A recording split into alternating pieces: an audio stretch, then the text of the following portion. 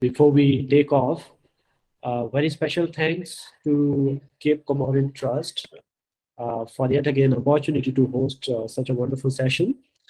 And I hope all the presenters have joined because I can see only two, uh, Susi and Pritham, because I can't see anyone else, those who are there on the list. Sir, I So, think three of them have joined. Yeah, okay. good afternoon. Good afternoon, sir. I'm Dr. Susie Anthony. Very, very good afternoon. Ma'am. Very good afternoon.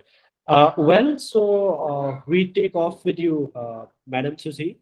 Uh, we have 10 to 12 minutes, or at max 14 to 15 minutes uh, time frame. So you may utilize it. And after that, we'll move on to a very brief question and answer session. Right. Yeah. So over to you. Thank you. Okay, sir. Thank you. The title of my paper is Sea is at the Crux of the Matter, a study of J.M. Singh's Riders to the Sea, with special reference to the contemporary scenario in Kerala's southern coastal line. Sea has a pivotal role in human lives and therefore often takes on the center stage in literature. Riders to the Sea by J.M. Singh puts forth the image of sea in all its might. Maurya, an old mother, is at the mercy of sea in the play. Sea dons the dual role of protector and destroyer in Aran Island, where the play is set. Tragedy strikes from the beginning of the play itself, where Maurya's daughters, Nora and Kathleen, try to identify a bundle of clothes as belonging to their brother Michael, who has gone missing at sea. The girls hope that they aren't their brothers, as they have had enough to grieve in the previous years of their lives. Their father, grandfather, and 4 brothers have drowned in the sea. The people of Aran Island depend heavily on the sea for their livelihood, just as any other island community. Maurya's daughters refrain from examining the bundle of clothes given by the priest immediately because they do not want to alarm their mother. They plan to do it when Maurya is not in the house. Their last surviving brother, Bartley, plans to go to the Galway fair to sell horses. Maurya wants to prevent him from going away. She wants the priest to stop him from this venture. It is a final attempt of a bereaved mother to protect her last surviving son. But the priest refuses to, as it is not just to prevent a fisherman from going to the sea. In order to pacify Maurya, he says that God is not that cruel to take her last surviving son away. So as the play progresses, the sea is closely monitored and discussed by the 2 sisters. To Kathleen's query about the state of the sea, Nora says, I quote, "Middling bad, God help us. There's a great roaring in the west, and its worst it will be getting when the tides turn to the wind." Unquote. Singh reiterates the relation between sea and the plight of the islanders. And as the play progresses, we find Maurya becoming hysterical when she finds out that Bartley is all determined to go away. She behaves as if he's not going to come back. She says that usually old people leave things for their children when they exit the world. But in their home, it is the other way around. Her sons leave things for her before they die. The sisters forget to give the bread they have baked for Bartley due to the harsh words Maurya is uttering. So they request their mother to go after him, use a shortcut, and give him the bread and blessings also. In her absence, they take out the bundle of clothes and they confirm that the clothes belong to their brother. So another brother, Michael, is dead.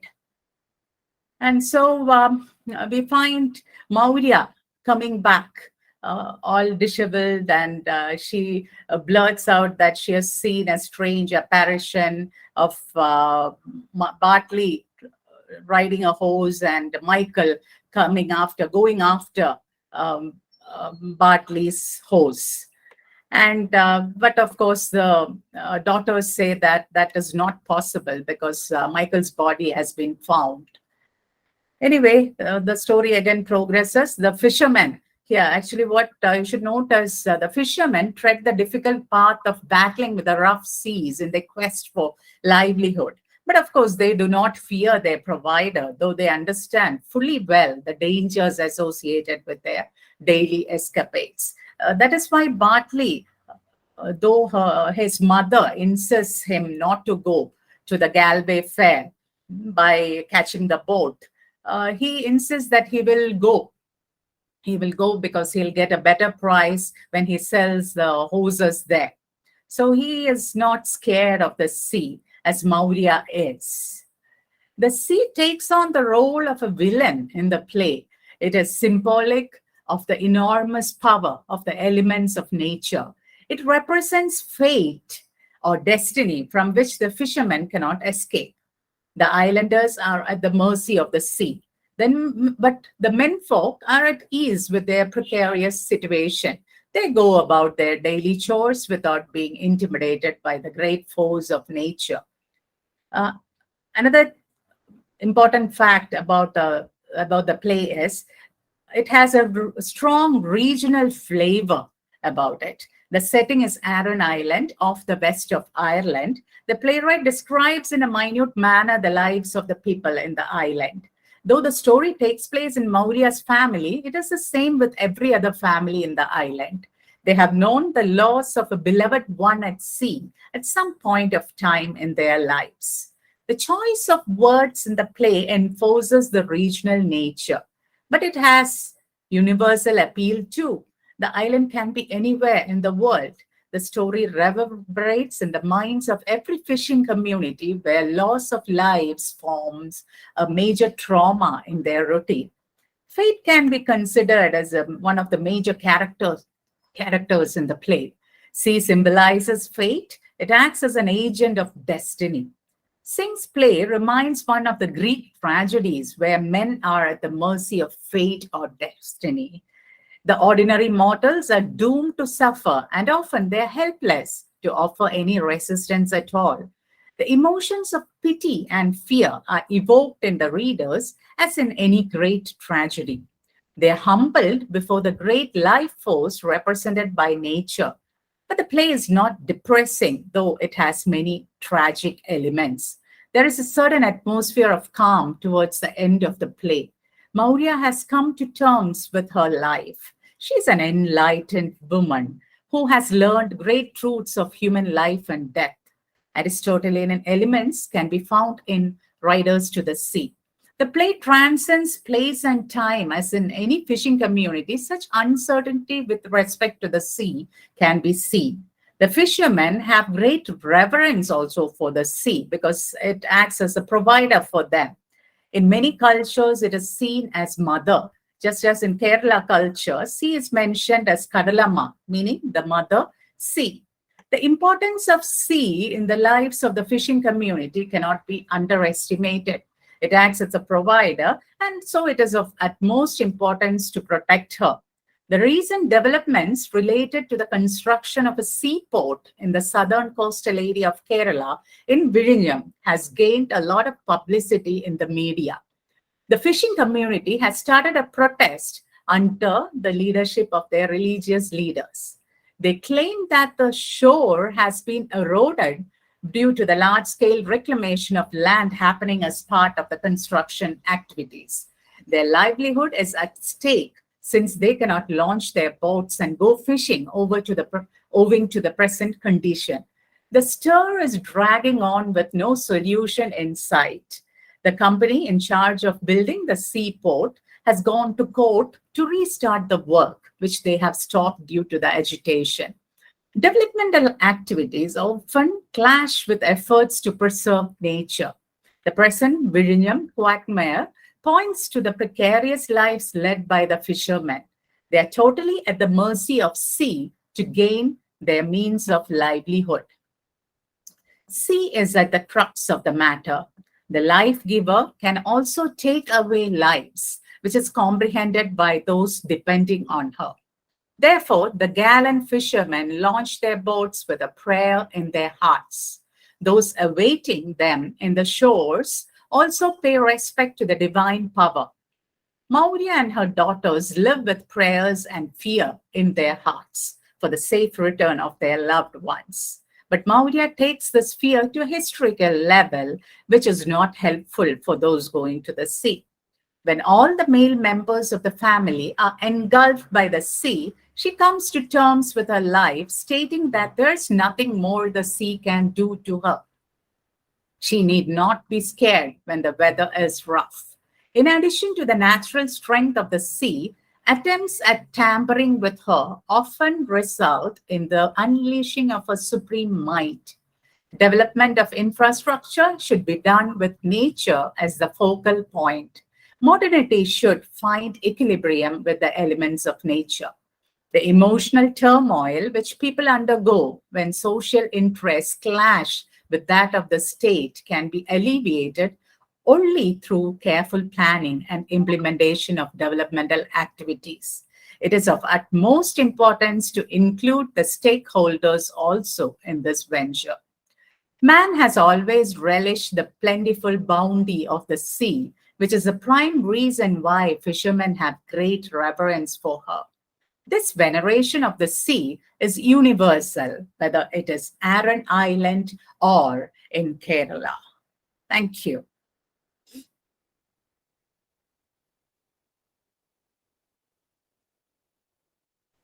So your voice is not audible.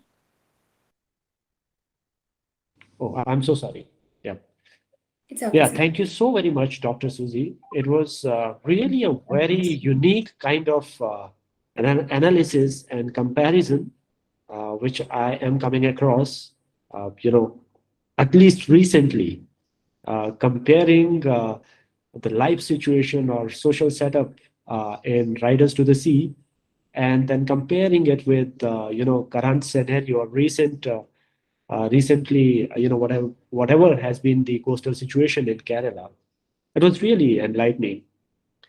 I would go into literary aspect of the play, and I just want to ask you a very simple question.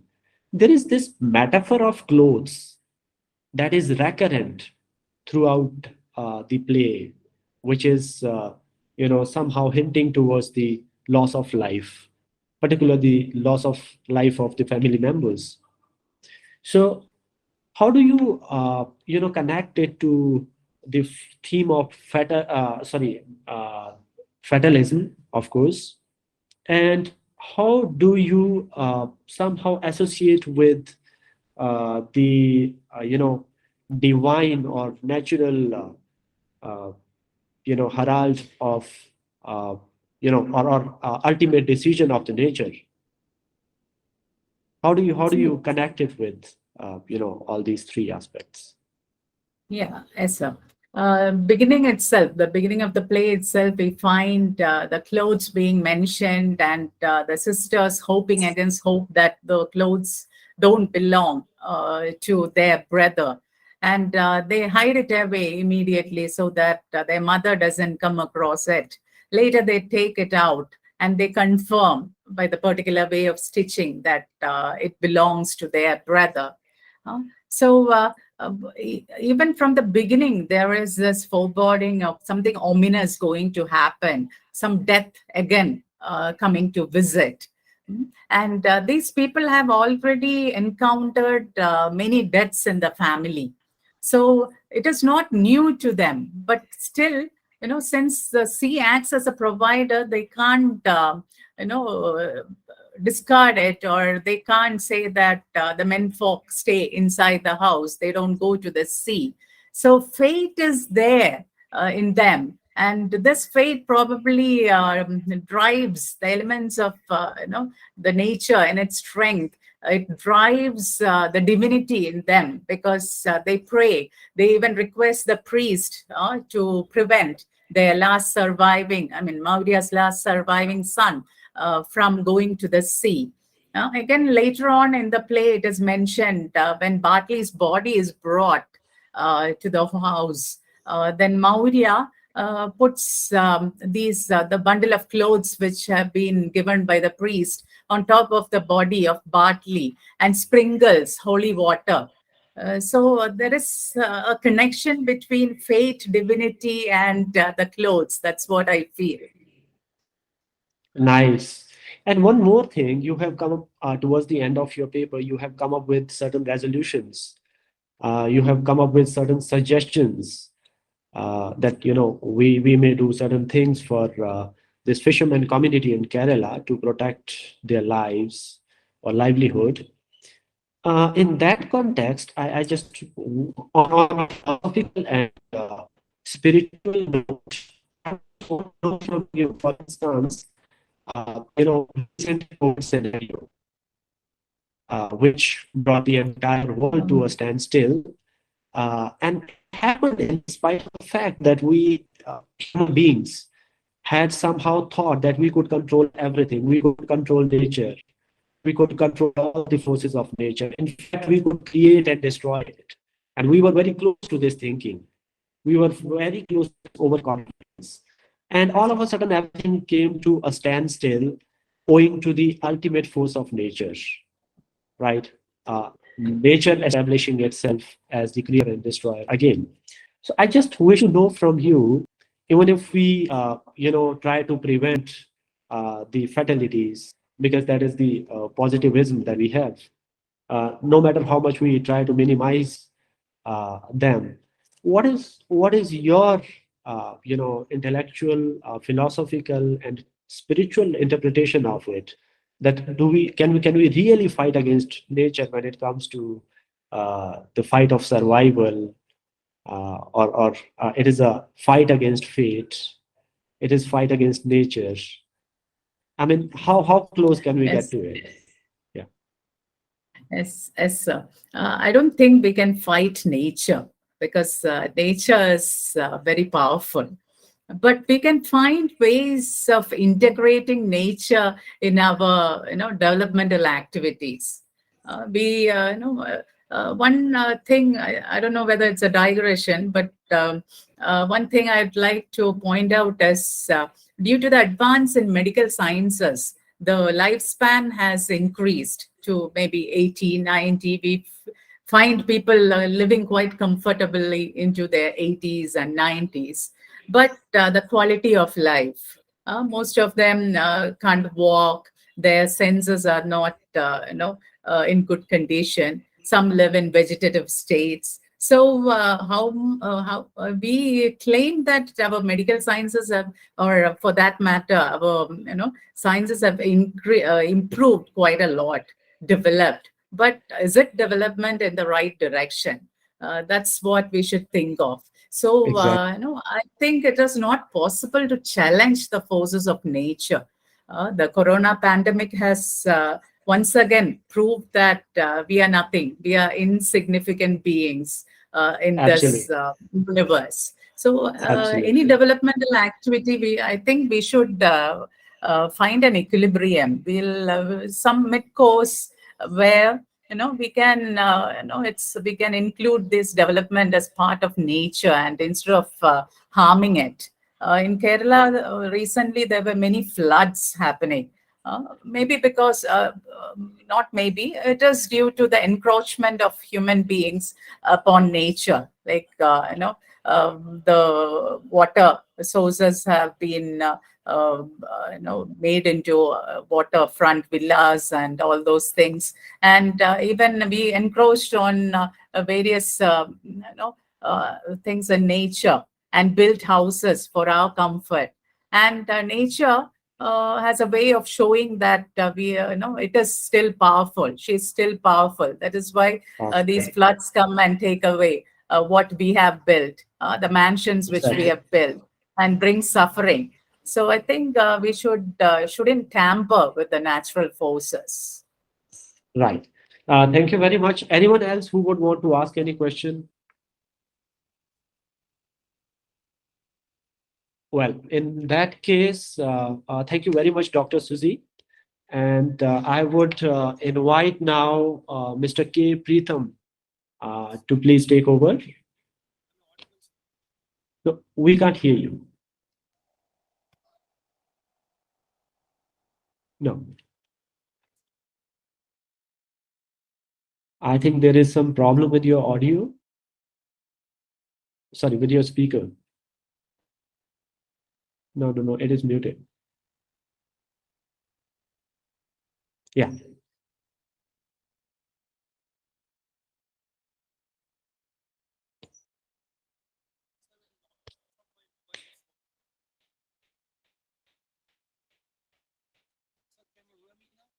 No problem. Take your time. Take your time.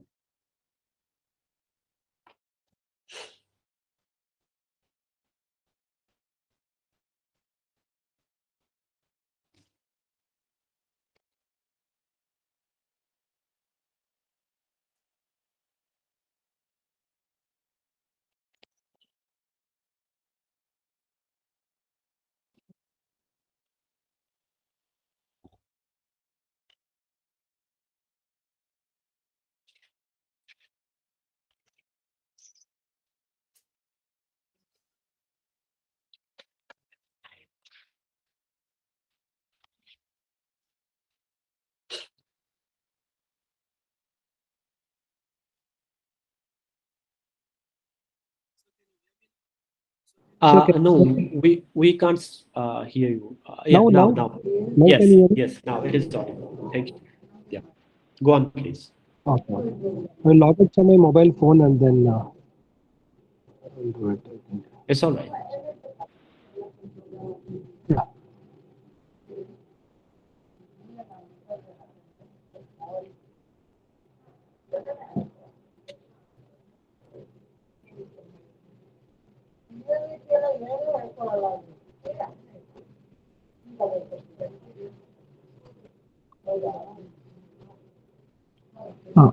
Uh, Sorry for the inconvenience. Very good afternoon to the It is all right. respected chair and the fellow paper presenters. I am K. Preetham, research scholar from University of Mysore. I am presenting this research paper along with my guide, Professor M.S. Subramani, professor from University of Mysore itself. So my topic for presentation is oceanic narratives in the select novels of Amitav Ghosh and Abdul Razak Gurna. So the unique aspect about this research paper is most of our histories are landed histories. Means whatever happened on land is being highlighted. So I have used a new, what do you say, branch of post-colonial studies, which can be considered as a new theory in post-colonial studies, that is ocean as a method. So in ocean as a method, it primarily focuses on the narratives of those people who traveled in ocean or where oceanic travel impacted their life the most. So how it is different from landed narratives is in landed narratives or even in landed histories, we see only the kings or the queens or people who are powerful are being highlighted or being documented in history.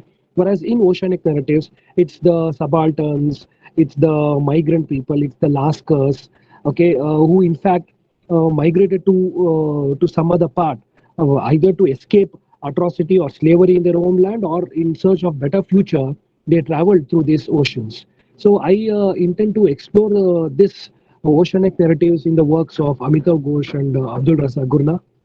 And here it does not have, actually this oceanic narratives is in true sense of the term globalization, because it does not take into consideration any kind of boundaries, be it in terms of land or even in ocean.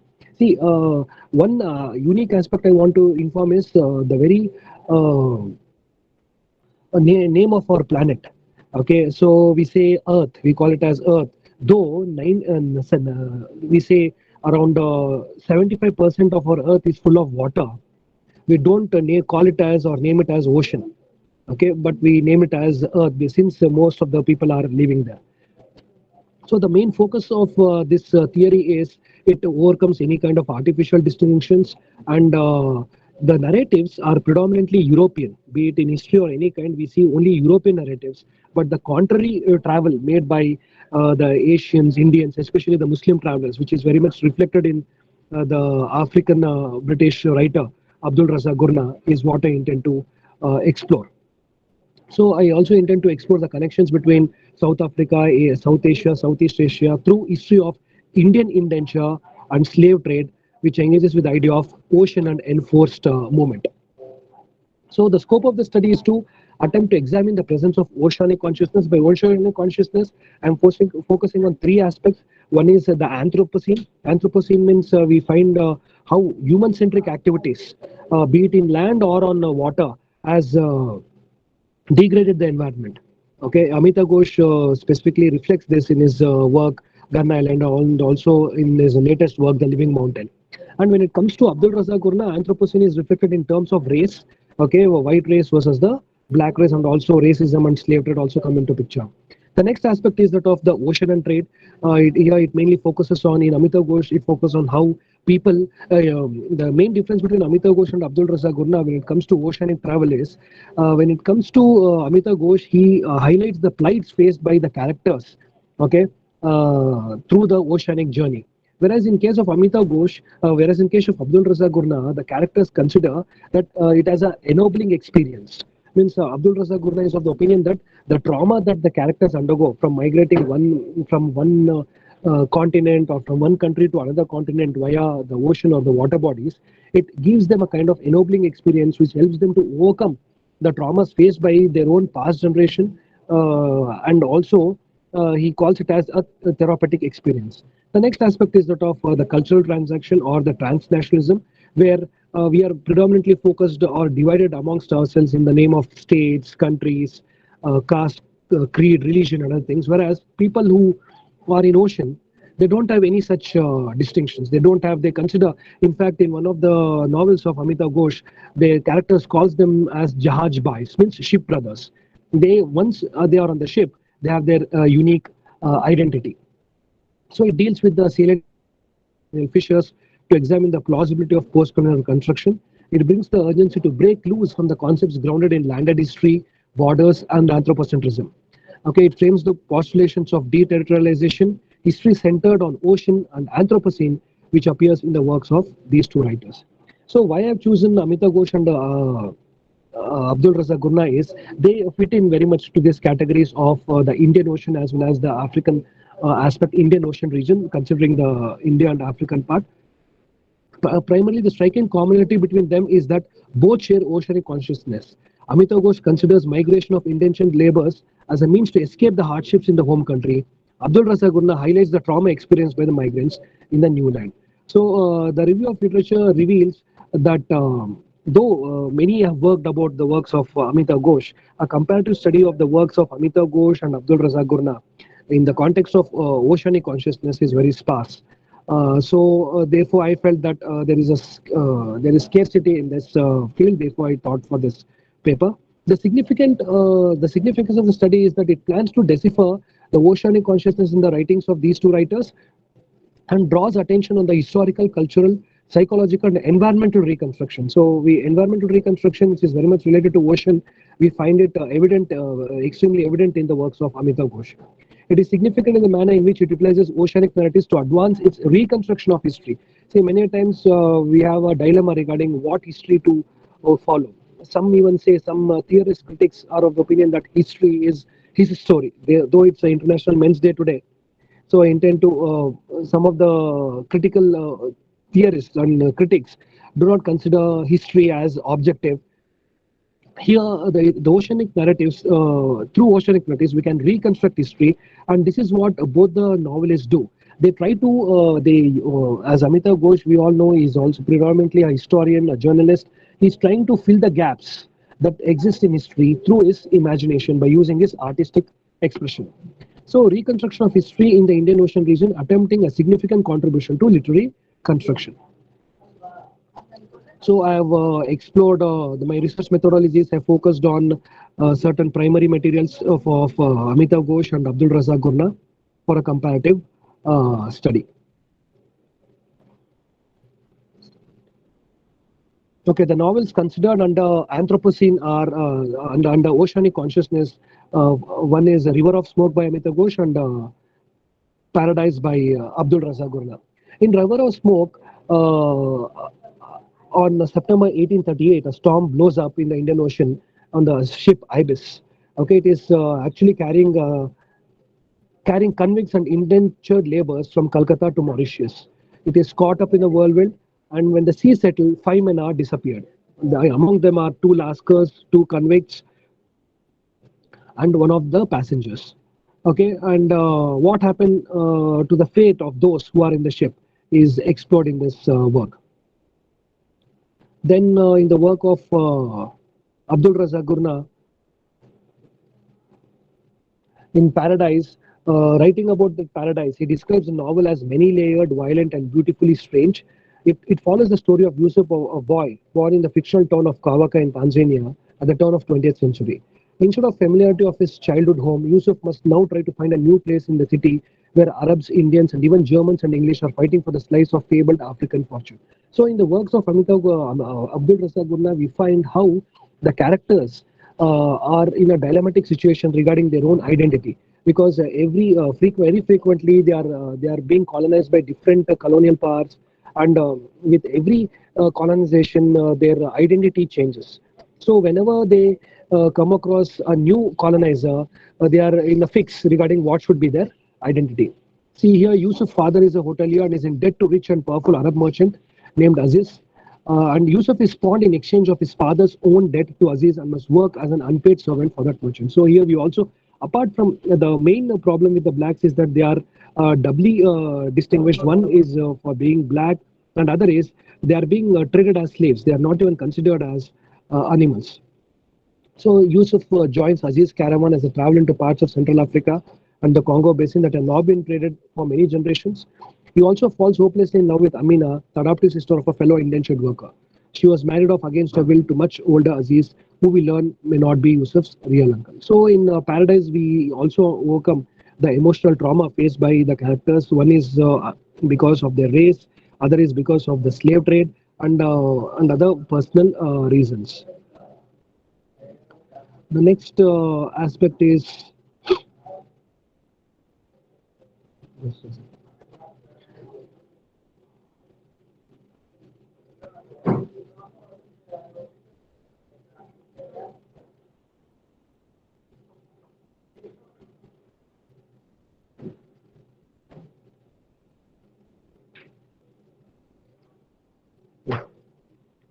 yes, and this the primary theoretical framework is that it mainly focuses on Anthropocene, oceanic narratives, and cultural transactions, and it complicates any kind of simple binaries. It does not.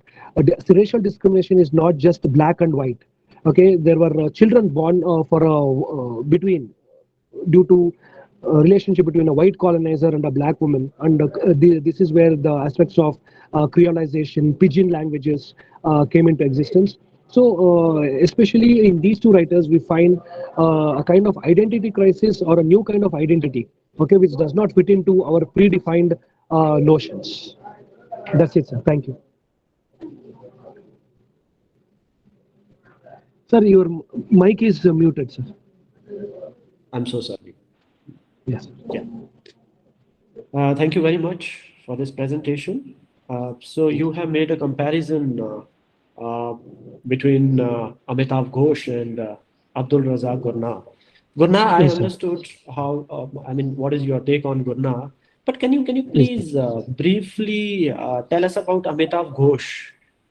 I mean, you are talking about journey, personal journey, emotional, intellectual journey. Uh, yes, sir. in Gurna's context, but then how do you talk about it in Amitav Ghosh? I mean, if you could talk about it briefly. Sir, in Amitav Ghosh, usually we find that the travelers who are traveling through ocean, okay, they are very much happy to leave their original country, mainly because some of them are widows here, or so they want to overcome the caste discrimination.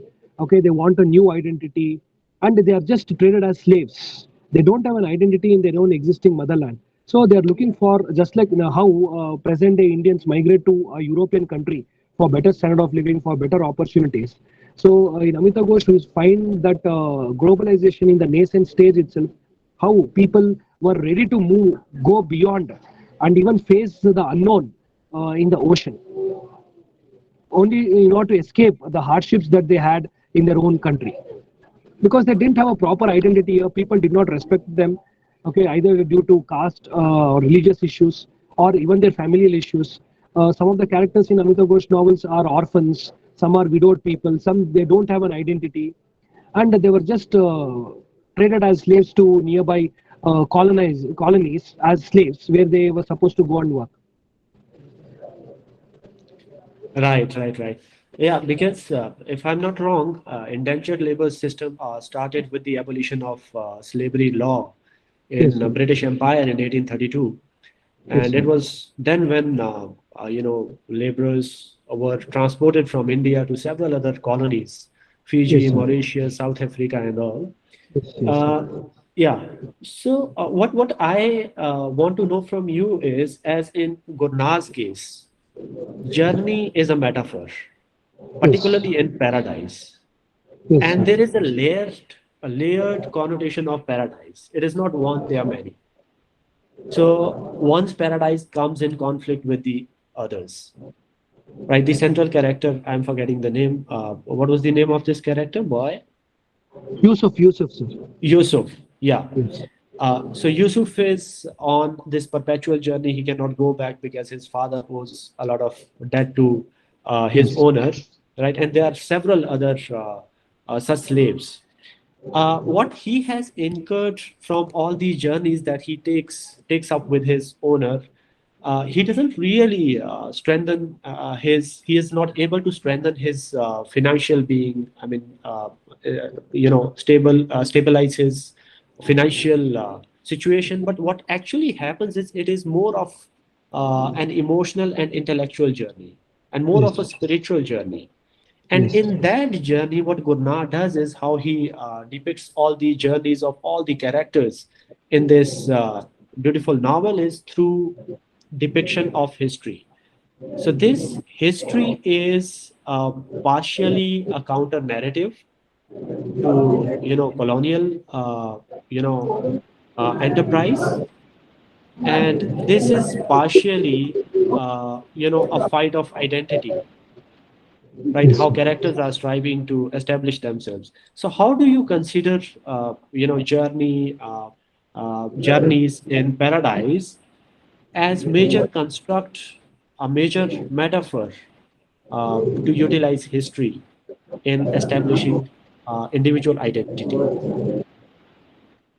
Sir, according to me, they are using this journey and the history to fill in the gaps that exist in the documented history, and for an individual, especially in Abdul Razak Gurnar's works, I feel that it is a kind of ennobling experience for the characters. So later they realize whether to go back to their own country, or to have this multiple identities. They are in the state of confusion, sir.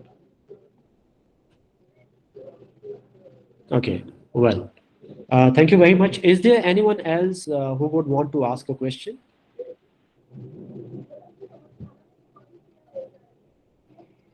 All right. Thank you so very much, Mr. K. Pritham. And Thank you, sir. now Thank you I for the think opportunity. we have Mr. Napoleon A, who is going to present the paper. Or is there any other presenter than this? Other presenter than Mr. Napoleon? No. So we have just one. Yes, over to you. Sir, am I audible? Yes, you are very much audible. Okay.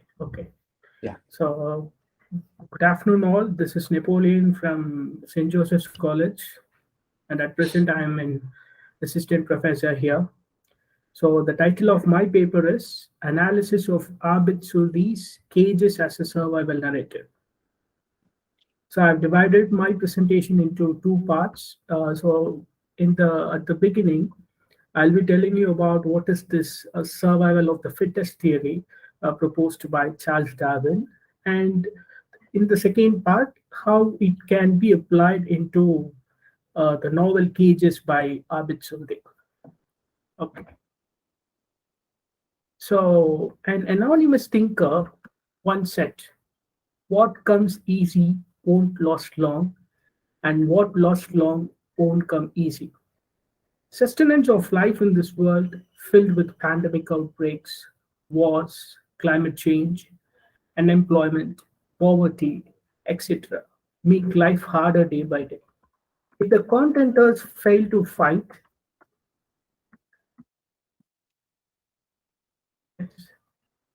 if the contenders fail to fight, then the other competitors will elevate themselves ahead in a ladder of success by crushing others. Those who fail to fight will lose their identity as a progenitor and perish themselves in due course. British naturalist Charles Dickens, in his On the Origin of Species, published in 1859, uses a term called survival of the fittest. It signifies that organism best adjusted to their environment or the best successful in surviving and reproducing. This theory, survival of the fittest, can be exemplified through a news article published in The Hindu, "Sparrows Nearing Extinction Due to Lack of Emotional Connect." This article depicts how the sparrows, once widespread all over the country, failed to adapt themselves to the growing urbanization and other technological improvements and plunged into extinction. The theory of Darwin proves that an individual is comfortable in a particular environment and depletes in the other. Therefore, only when a species adapts itself to the changing environmental conditions, it survives and it is considered to be the fittest. On the other hand, if it fails to adapt itself, it becomes extinct and expires. So, coming to my next part, the objective of this paper is to apply the survival of the fittest theory in Abid Sudhi's Cages, Love and Vengeance in a Red Light District. This work was originally written in Gujarati as Vasak Saja, and it has been translated into Hindi, Marathi, Urdu, Kannada, Bangla, and English. Abid Sudhi is a painter, writer, cartoonist, journalist, environmentalist, playwright, and a screenwriter. In 1976, he was asked by a magazine editor to do a cover story about life in Bombay's red light district, Kamatipura, which led to his research for Cages. A censored and abridged version of this work was published in a venerated literary magazine named Imprints during the 1980s. The version used for this research paper is uncensored, expanded, and updated. The version was translated into English by Alif Sudhi. The protagonist of this biographical novel is Kumud, a prostitute in Kamatipura, Bombay's red light district. The novel was set in 1960s and is written in a first-person narrative. The plot starts with an innocent but a shrewd girl in the village of Tulu observing even the minute things whatever happen around her.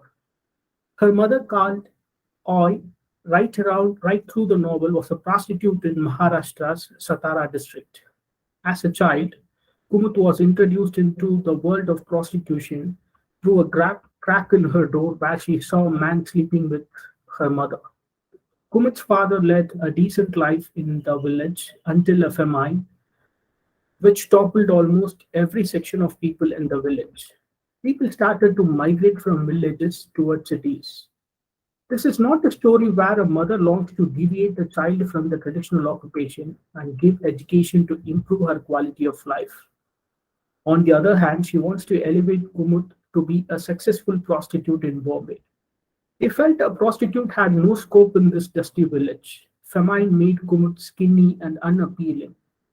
A truck which came from the city to purchase girls from this village for flesh trade rejected Kumut.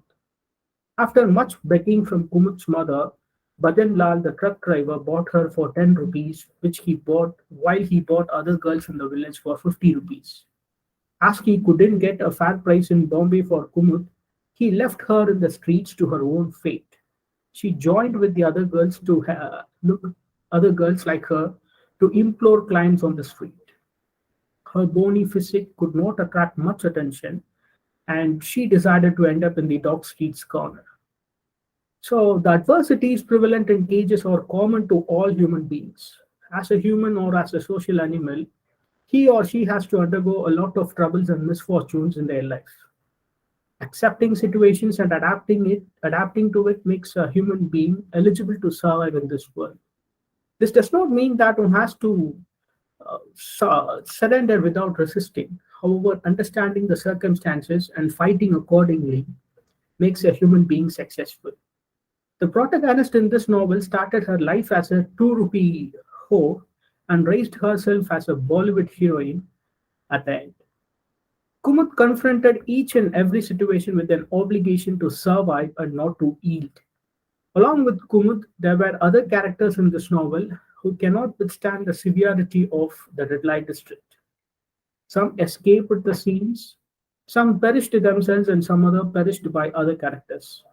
Resilience is very important to survive, and the paper further moves into the description of certain characters with respect to survival.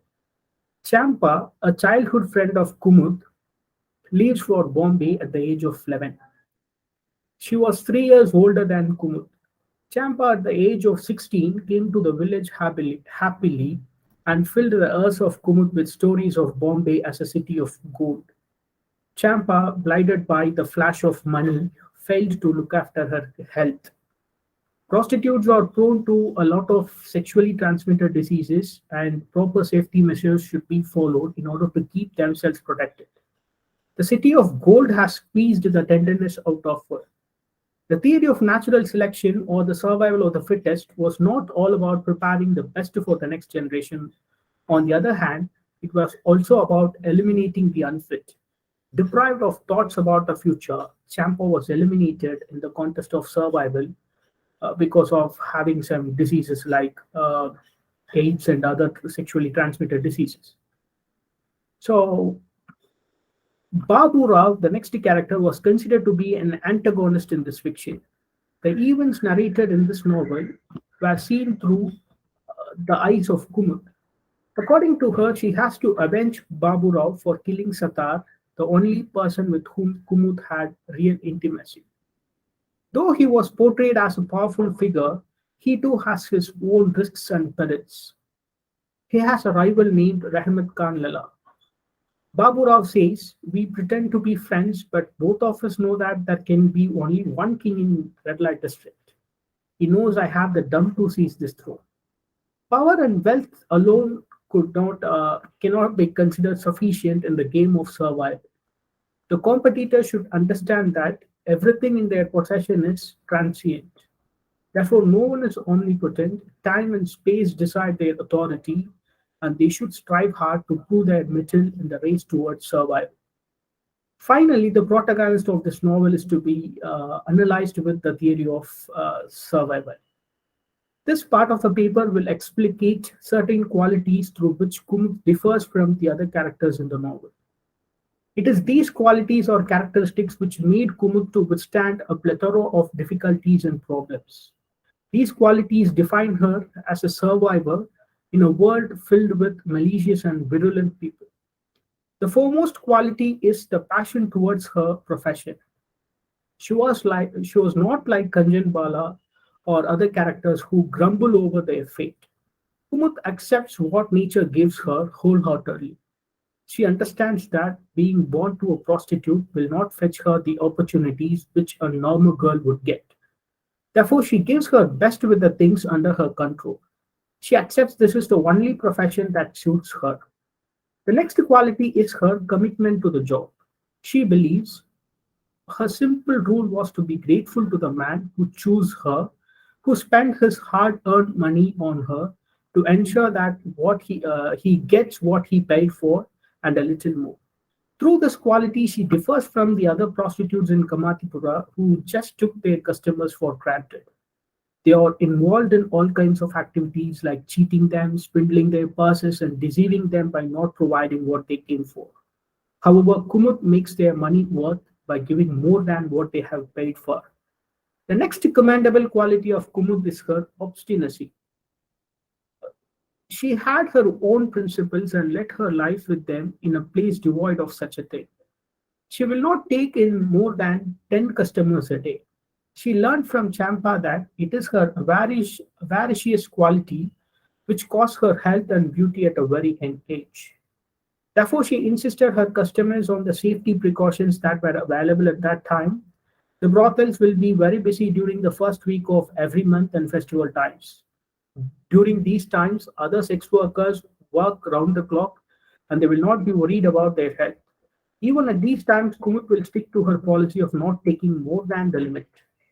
She was stubborn to an extent that she would not even have Babu Rao, the one who owns elite brothels, as her 11th customer. Once Babu Rao insists on infringements of her rule, and when she did not comply to his wish, he acted violently, and Kumud calls that would be a rape, to go against her principles. Another principle followed by Kumut is avoiding alcohol and other drugs, which is common among the sex workers in Kamatipura. She learned from Constable Naik, a customer of her mother, about the ill effects of alcohol consumption. Learning from the mistakes of others is one another survival quality exposed through her character. Even Baburao has described Kurmut as a proud, principled, and disciplined whore. Another important quality of Kumut is patience. The fiction explores how she raised herself from a hut in Tulu of Satara district to a Bollywood actress in Bombay. In survival conditions, being patient is very important. Opportunities do not come often, but if something arises, you should grasp it strongly. Because the cost of missing an opportunity will always be heavy in survival conditions. It is not about a win or lose game, but utilizing it matters. Through the character of Kumud, it is perceived that if a step is taken with prudence and patience, then the possibility of failing is very low. Kumut knows the tactics and blends them in her actions. It is said in the words of Kumut as, I believed in slowly, but surely taking one step at a time. Unlike other girls, I did not fantasize about miraculous happy endings. So to conclude with, the word sex worker connotes aversion in public, desire in secret, immortality, dungeon, darkness, pain, money, pleasure, and many more. The narratives of sex workers are filled with sexual assault, infidelity, poverty, misconduct, misdirection at a younger age, slavery, abductions, forced exertion, etc. The novel Cages by Abid Sulbi gives an unfamiliar or a strange narrative which gives an optimistic view over the gruesome prostitute life. The work exposes how she was not ashamed of her position and used it as a stepping stone to success. Born in the huts of Tulu village and raising to a Bollywood actress in Bombay is not something which is achieved within a day or two. It is a constant urge to withstand the conditions, whatever it may be. Every character in this novel shows an intense drive towards survival. Some characters left the territories and some characters perished within the territory. It has been observed through the character Kumud that it is certain qualities which make her successful in the race to survival. Charles Darwin observes that natural selection is a daily and hardly scrutinizing throughout the world, every variation, even the slightest, rejecting that what is bad, preserving and adding up all that is good. The driving force to survive is constantly changing every hour, and it is an infinite process. It is because of that mutation the world still holds what were catastrophe conference till now. Thank you. Thank you very much, Mr. Napoleon. Yes, sir.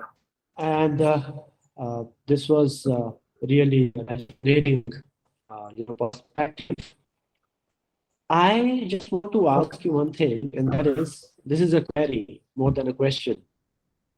How do you Okay, see survival of the fittest as uh, a political construct more than anything else? And particularly in this particular novel, right? What are the political elements, and how do you think the central character has used her own profession, which has been looked down upon in the society? Okay, sir. The thing is, we all have downtrodden approach towards prostitutes.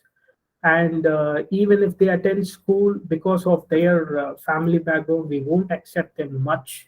So it is not like other prostitute narrators where they will keep on complaining about the environment which has pushed them into the work.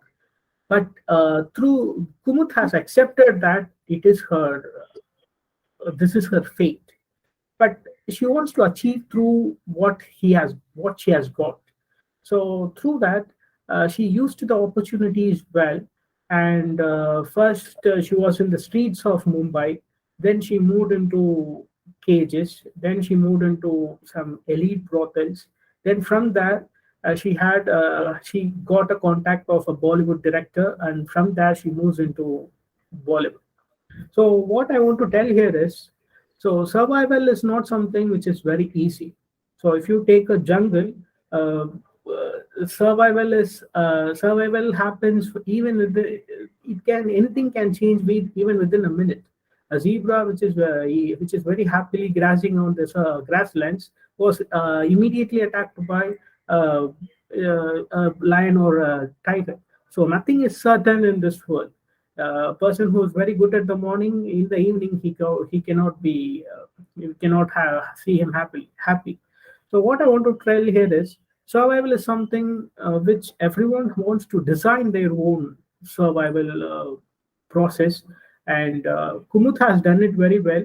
And I'm not sure whether this is pure fantasy or a fantasy with some real events what Obitsudi has done. But from the narration, I can understand that this should be a real event, some based on some real life events. So if that is the case, we have to understand about the resilience what each and every character possess in this character, and that can also be. It doesn't mean that we have to, since she was a prostitute, we don't want to learn anything from her.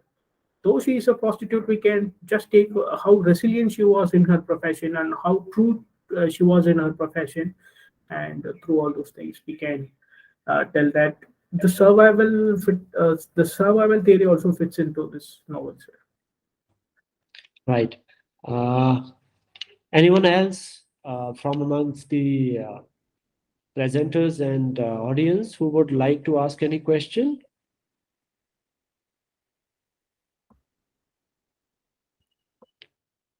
Okay, we don't have anyone. So thank you very much, Mr. Napoleon.